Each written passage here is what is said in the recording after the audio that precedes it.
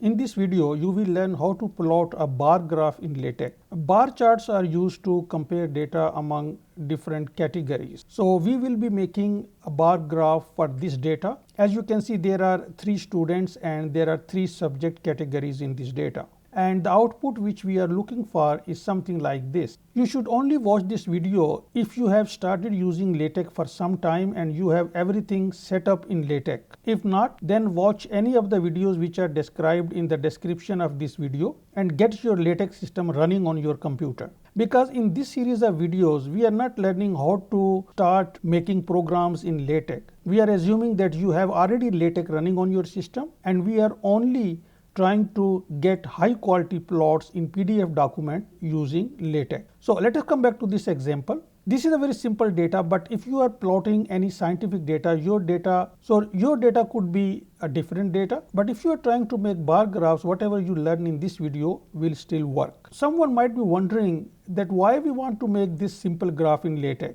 You can make this easily in Excel or in MATLAB or in any other software. So there are few reasons for this, and these reasons I have already explained in the introductory video. But just briefly, the main thing we are trying to make this graph in LaTeX is because of the quality of this LaTeX document. The fonts we have in LaTeX and the lines and everything we have in LaTeX, and above all, the control we have in LaTeX is not which we can get in Excel or in any other programs. The PDF document which will be produced as a result of this exercise would be far better than if you put an image of Excel into a document and then try to create a PDF. Because when you try to make a PDF from an image, that is normally blurry, and when you zoom it, you will see the defects. But the graph you get in LaTeX, you can zoom it to up to any point and it will still be very sharp. So now let us start making this graph. So as always, I will start from a minimum program. So this is the code which you need to start in the beginning at least. So this is, I have explained this in other videos. So we are using only 2 packages. Then the latest for the latest version of pgfplot, we are using this statement here.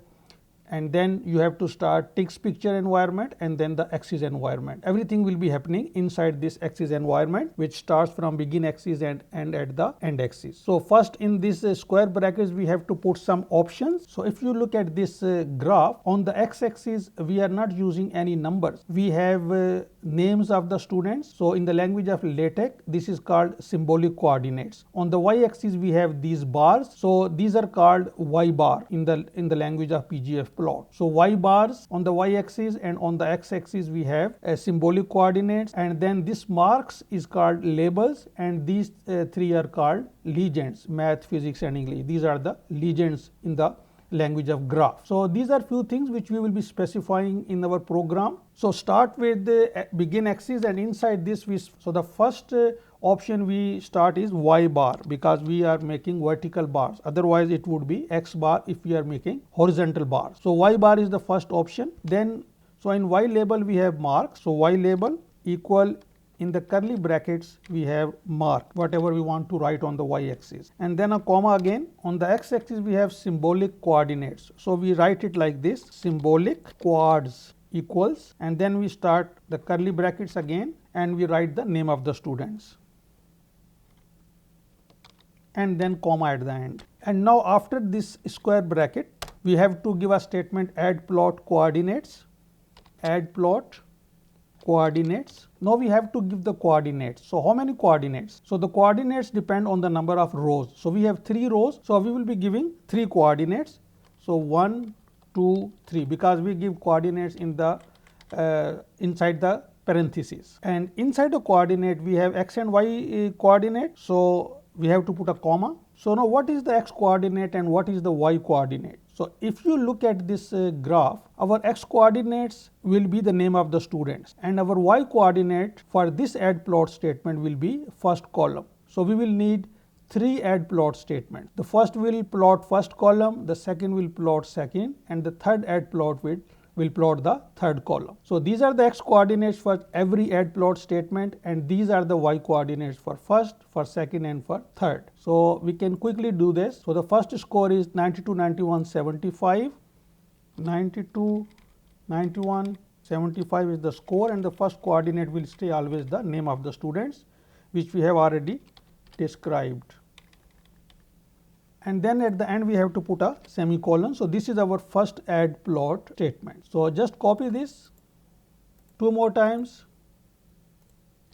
and change the score. So the second score will be 81, 78, 84, 81, 78, 84, and the third will be 85, 87, 76, 85, 87, 76, and then we have to end the end axis statement. So this is the simplest graph. We will add some other options later on, but see how it looks like. If I compile this, so we are missing a x here because these are x coordinates are symbolic. So recompile. So this is our initial graph at this stage, and as you can see that legends are missing here because we have not given any legend command. So we have to provide a legend command in order to get the legends. So let's first put the legend and then we will see what other issues we have with this graph. So just after these add plot statements and before the end axis, we have to put a legend command. So backslash legend, and then inside the curly brackets we have to put all the legends with comma separation. So the name of the subjects math, physics, English, and then you can put a comma because this comma is the common mistake. When we put more options we forget to put a comma. So there is no harm putting an extra comma at the end. So therefore always put a comma. If I recompile now, now as you can see that we have the legends here, and pgfplot is trying to optimize the graph. So this graph doesn't look like realistic because at the bottom you can see it's 75 and then 90 because of the optimization in the pgfplot. So we want to control this. We want to put this y bars from 0 to 100 because for example let's say that 100 are the total marks. So we want to have 0 and 100 here, and then there are other problems like as you can see that the name of the students are occurring twice. So we don't want this, and first let's change this because when we change this you will see that these legends will also become a little bit obstructed with these bars. So let's change these limits. So in order to change the limits we have to put y minimum and y maximum limits. So y minimum equals 0 comma y maximum equals 100. So this is what we want, and then put an extra comma. Recompile, and as you can see that now we have these bars the way we want from 0 to 100 so that we can see how much is the progress of the student in on the real scale. And now these legends are not appropriate. So there are a couple of options I have already discussed in one of the previous videos how to move these legends, but the simple way is to move this outside the plot, and then if I want to put on this place on the northeast side, so I will give a command legend position outer northeast. So there are few positions. So this is northeast position, this is southeast position, southwest position, and northwest position.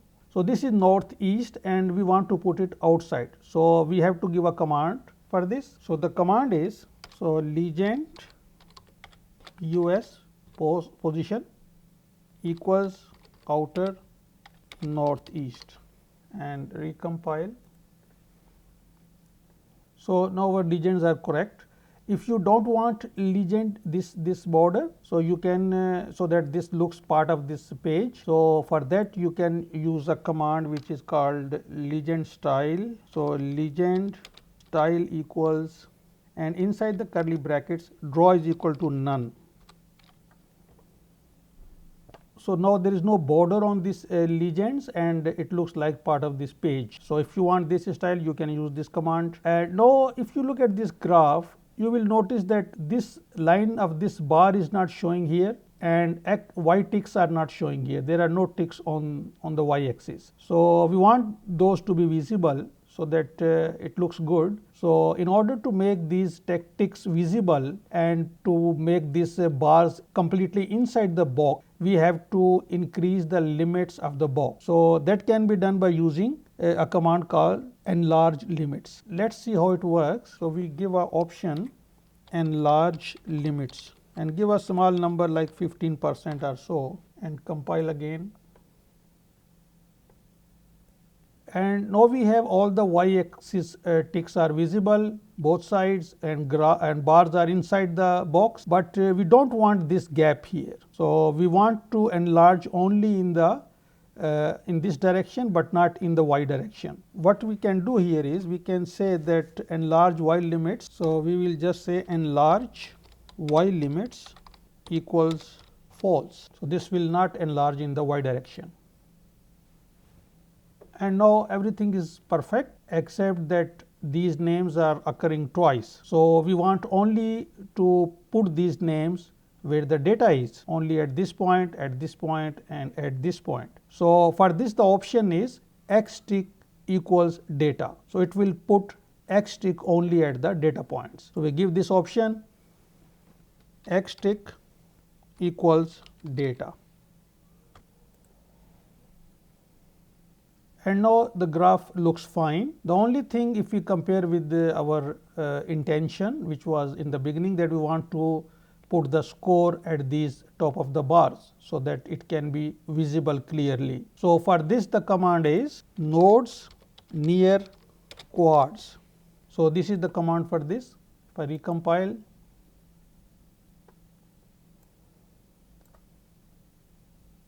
and now as you can see that our graph is perfect. This is what we wanted. So this is how you make bar graphs in the vertical direction. For the x direction, you can use the x bar option, and I hope that you will find this video useful.